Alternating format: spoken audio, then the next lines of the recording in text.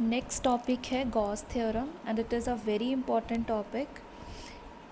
Gauss theorem ਦੇ ਅੰਦਰ ਕੀ ਹੈ, ਪਹਿਲੇ ਤੇ ਅਸੀਂ ਸਟੇਟਮੈਂਟ ਜੋ ਹੈ ਗੌਸ ਥਿਅਰਮ ਦੀ ਐਜ਼ ਸੱਚ ਹੀ ਯਾਦ ਕਰਨੀ ਹੈ। ਫਿਰ ਅਸੀਂ ਗੌਸ ਥਿਅਰਮ ਦਾ ਕੀ ਹੈ ਪ੍ਰੂਫ ਕਰਾਂਗੇ। ਤਾਂ ਕੁਐਸਚਨ ਕਈ ਵਾਰੀ ਇਸ ਤਰ੍ਹਾਂ ਆ ਜਾਂਦਾ, ਸਟੇਟ ਐਂਡ ਪ੍ਰੂਫ ਗੌਸ ਥਿਅਰਮ। ਠੀਕ ਹੈ, ਸਟੇਟਮੈਂਟ ਦੇ ਵਿੱਚ ਅਸੀਂ ਕੋਈ ਚੇਂਜ ਨਹੀਂ ਕਰਨਾ, ਇਹਨੂੰ ਐਜ਼ ਸੱਚ ਇਸੇ ਤਰ੍ਹਾਂ ਲਰਨ ਕਰਨਾ ਹੈ ਔਰ ਇਹਦਾ ਅਸੀਂ ਫਿਰ ਬਾਅਦ ਵਿੱਚ ਪ੍ਰੂਫ ਕਰਾਂਗੇ। ਗੌਸ ਥਿਅਰਮ ਕੀ ਕਹਿ ਰਹੀ ਹੈ ਕਿ total electric flux through a closed surface. Electric flux असी पिछले आर्टिकल च पढ़िया, कादे नाल डिनोट करते हैं इलैक्ट्रिक फ्लक्स नू, फाए दे नाल। तो इत्थे इलैक्ट्रिक फ्लक्स की गल हो रही है तो मैं फाए लिख दिता और इहदा असी एक्सप्रैशन भी लिख दिंदे आ, पिछले आर्टिकल च लिखिया सी क्लोज्ड सरफेस है तो इत्थे इस तरह सर्कल लगा दिता, E vector dot D S vector. ये असी इलैक्ट्रिक फ्लक्स के आर्टिकल च सीख लिया सी। ਹੁਣ ਇਹਦੇ ਅੰਦਰ ਗੌਸ ਥਿਅਰਮ ਕੀ ਕਹਿ ਰਹੀ ਹੈ ਕਿ ਟੋਟਲ ਇਲੈਕਟ੍ਰਿਕ ਫਲਕਸ ਕਿਸੇ ਕਲੋਜ਼ਡ ਸਰਫੇਸ ਦੇ ਵਿੱਚੋਂ ਅਗਰ ਹੈ ਤਾਂ ਉਹ ਜਿਹੜਾ ਕਲੋਜ਼ਡ ਸਰਫੇਸ ਹੈ, ਕੰਡੀਸ਼ਨ ਕੀ ਲਗਾਤੀ ਗੌਸ ਥਿਅਰਮ ਨੇ, ਉਹ ਕੀ ਚੀਜ਼ ਨੂੰ ਇਨਕਲੋਜ਼ ਕਰੇ, ਇੱਕ ਚਾਰਜ ਨੂੰ ਇਨਕਲੋਜ਼ ਕਰੇ।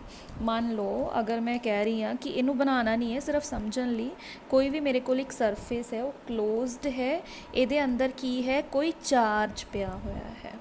ठीक है, मतलब गॉस थ्योरम की कह रही है कोई सरफेस अगर क्लोज्ड है तो वो की चीज़ नू इनक्लोज कर रही है, एक चार्ज नू।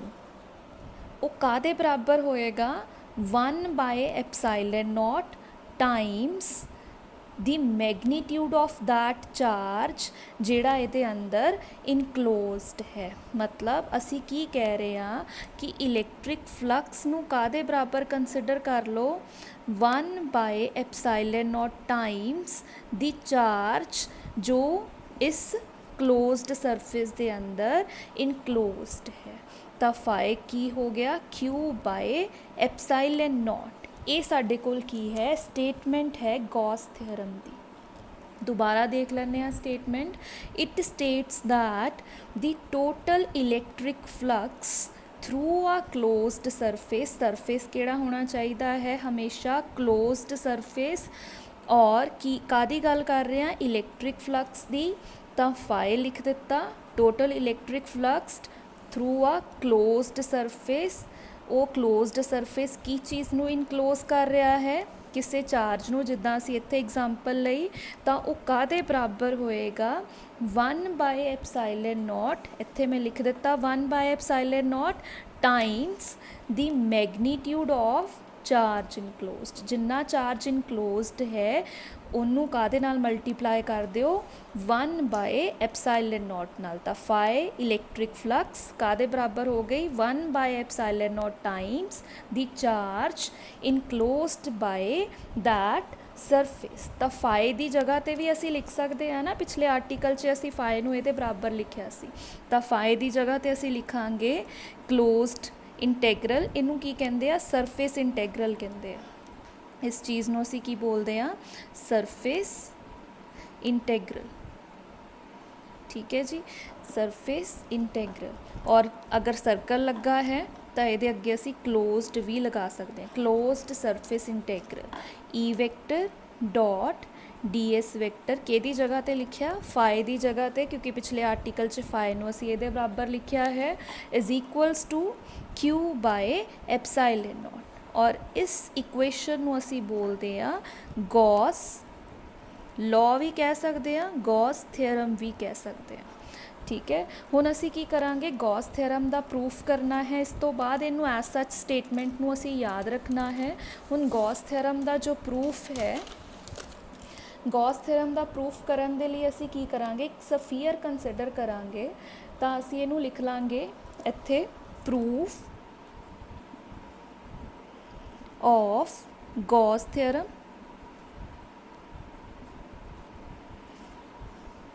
ठीक है, ਉਹਦੇ प्रूफ करन, इस गॉस थ्योरम नू प्रूफ करन दे लई असी की है एक सफीयर कंसिडर करते हैं। ठीक है, कोई भी असी 3 डायमेंशनल ऑब्जेक्ट, मान लो मैं असी की कंसिडर कर लिया इत्थे एक सफीयर कर लिया कंसिडर, ਉਹਦਾ सेंटर है O।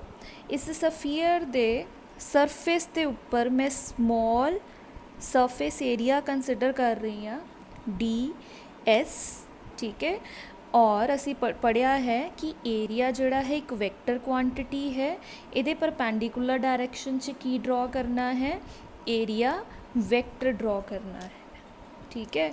और इस जो सरफेस एरिया DS कंसिडर कर रहे हैं, ਇਹਦਾ सेंटर तो डिस्टेंस असी कंसिडर कर लिया R, और अगर यूनिट वेक्टर लिखना है तो की हो जाएगा R कैप। और एक चीज़ होर, सेंटर के उपर असी किस चीज़ नू रखांगे, चार्ज नू रखांगे। क्यों चार्ज नू असी कंसिडर कर लिया इत्थे सेंटर दे उपर, क्योंकि असी की क्या है गॉस थ्योरम दे अंदर कि जो भी असी क्लोज्ड सरफेस कंसिडर करना है वो किस चीज़ नू इनक्लोज करे, चार्ज नू इनक्लोज करे, ठीक है। हुण इस तो बाद असी की कंसिडर करांगे, क्योंकि गॉस थ्योरम नू असी प्रूफ करना है, गॉस थ्योरम जो है सानू उहदी स्टेटमेंट बारे आइडिया है, असी साइड ते स्टेटमेंट नू रख लैंदे आ, लिखना नहीं है स्टेटमेंट नू, क्योंकि इहदा प्रूफ है ना असी इहदे अंदर करना, फिर भी दिमाग 'च आइडिया रखना है कि गॉस थ्योरम ये चीज़ है, ये असी प्रूफ करना है।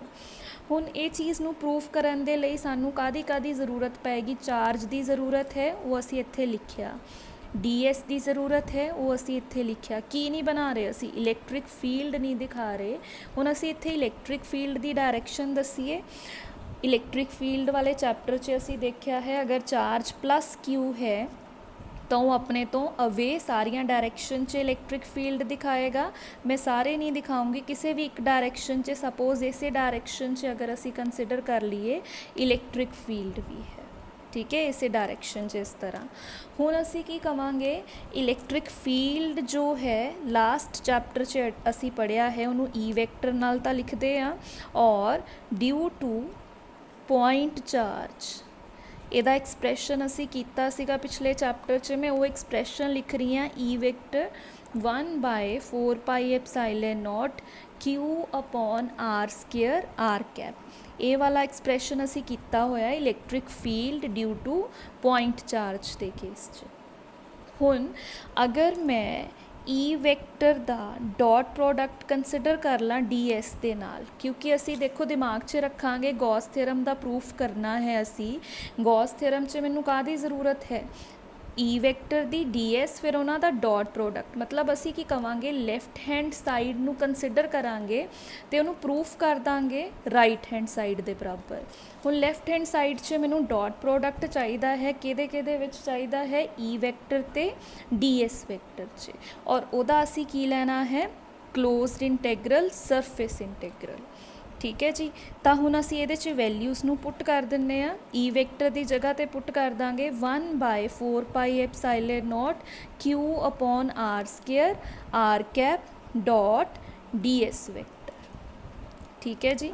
हुण असी इहदे 'च की देखांगे, की आ जाएगा साडे कोल 1/4πε0, चाहे असी बाहर लिख दिए, Q भी बाहर लिख दांगे, अंदर है साडे कोल 1/R², R² भी बाहर आएगा, क्योंकि साडे कोल R की है एक कॉन्सटेंट रेडियस है, इनू नैक्सट स्टैप 'च असी बाहर लिख लांगे। और इत्थे देखो साडे कोल की है डॉट प्रोडक्ट है, डॉट प्रोडक्ट नू असी ओपन कर दिए तो की आ जाएगा R cap magnitude DS vector magnitude cos theta, ठीक है। हुण असी देखांगे कि R कैप ते DS इन्हां दोनों 'च एंगल कितना है, डायग्राम नू देखते हैं। DS की डायरैक्शन भी यही है, R कैप की डायरैक्शन भी यही है, एंगल कितना होएगा 0 डिग्री, तो कॉस थीटा की जगह ते असी की लिखांगे कॉस 0 डिग्री, तो साडे कोल की आ जाएगा E vector dot DS vector is equals to Q/4πε0 R² भी बाहर, अंदर साडे कोल की आएगा R कैप दा मॉड यूनिट वैक्टर दा मैग्नीट्यूड कितना हुंदा है 1, ये भी ख़त्म हो जाएगा।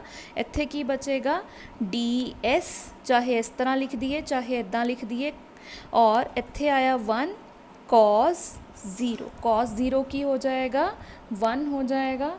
तो साडे कोल आंसर की आया E vector dot DS vector is equals to Q upon 4πε0 R square surface integral S D S. ठीक है, cos 0 1 हो गया। हुण असी देखांगे जो सफीयर कंसिडर किया उहदा सरफेस एरिया कितना होएगा।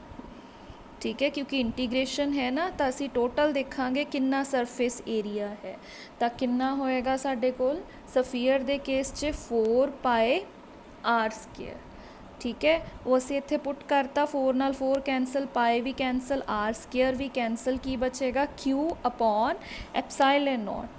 तो मेरे कोल की आंसर आ गया E vector dot D S vector is equals to Q upon epsilon naught. यही है साडी गॉस थ्योरम। असी लैफ्ट हैंड साइड तो शुरू किया और राइट हैंड साइड दे बराबर कंसिडर कर लिया। दोबारा देख लैंदे आ प्रूफ च की कीता। एक सफीयर कंसिडर कर लिया, उहदे सेंटर दे विच चार्ज रखिया प्लस क्यू, उहदा स्मॉल सरफेस जो है कंसिडर किया डी एस, उहदा एरिया वैक्टर कंसिडर कर लिया D S vector. Electric field की डायरैक्शन लई रेडियस कंसिडर कर लिया असी। फिर असी लैफ्ट हैंड साइड तो शुरू किया, राइट हैंड साइड दे प्रूफ करांगे बराबर है। हुण लैफ्ट हैंड साइड च मैनू की चीज़ों की ज़रूरत है, डी एस की और ई वैक्टर की। तो ई वैक्टर का पहले एक्सप्रैशन असी इलैक्ट्रिक फील्ड वाले चैप्टर च पढ़िया है, due to point charge as such असी लिख लिया। हुण E vector dot D S vector चाहिए, असी सबसीट्यूट कर देंगे ये अंदर। डॉट प्रोडक्ट नू ओपन किया, R cap mod D S vector mod cos theta. ਇਹਦਾ मैगनीट्यूड कितना होएगा 1। डी एस वैक्टर मॉड नू मैं इस तरह लिख दिता, दोनों के विच एंगल इत्थे असी देख लिया है 0 डिग्री है, तो cos 0 लिख दिता। फिर साडे कोल की आ जाएगा, बाकी जो चीज़ां कॉन्सटेंट है इंटीग्रेशन तो बाहर, अंदर बचा डी एस। सरफेस एरिया अगर टोटल देखना है सफीयर का तो वह फॉर्मूला है 4 पाए आर स्क्वायर। सबसीट्यूट करके जो चीज़ां कैंसल आउट करतियाँ उस तो बाद साडे कोल बचा क्यू बाय एप्साइलन नॉट, और इनू ही असी की बोलते हैं गॉस थ्योरम। ठीक है।